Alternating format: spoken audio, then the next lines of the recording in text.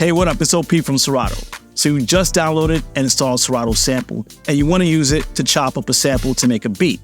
I'm going to show you how you can take one sample and flip it in two different ways. One for a hip-hop beat, one for a house beat, and how you can do some interesting things, like using pitch and time to change the pitch of your sample, or even doing parameters like halftime or double time to make something interesting happen with the sample. Let's get started.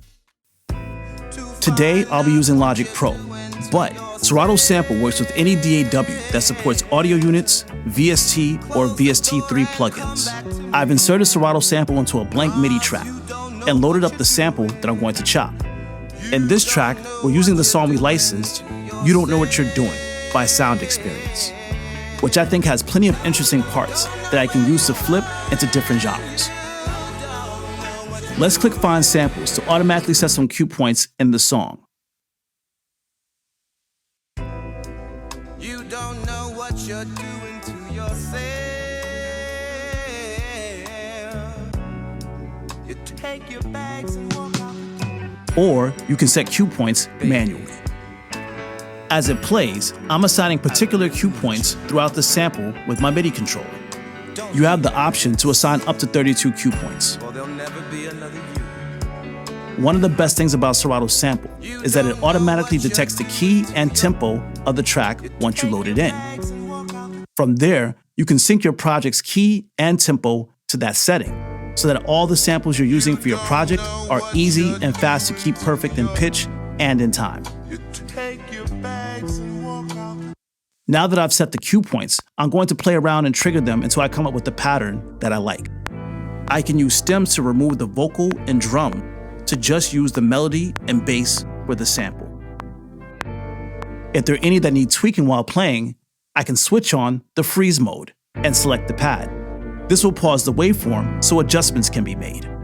You'll see that even though the track is still playing, with freeze mode, other pads don't get selected if they're triggered, and the selected pad waveform doesn't move until freeze mode is turned off. This is a fast workflow for editing pads and pad parameters while your sequence is being played back. This way you can hear how they fit and sound in real time.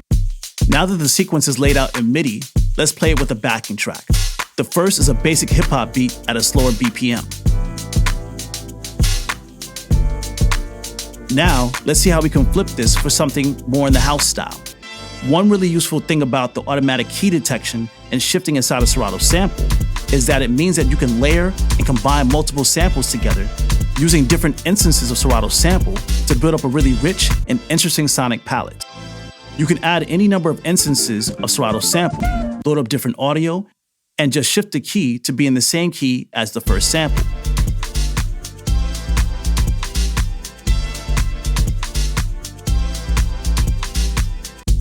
Here you'll note that the sample tempo stays in sync, but preserves the original pitch. If you want to, you can override the pitch sync to see how the pitch would increase if you increase the BPM.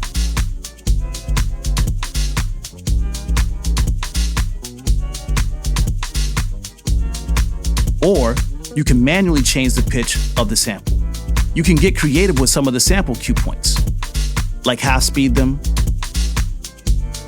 or maybe even reverse them to see if there's a sound that you like. So that's it. One sample, flip two different ways. If you want to test it out for yourself, there are links in the description to download the latest version of Serato Sample.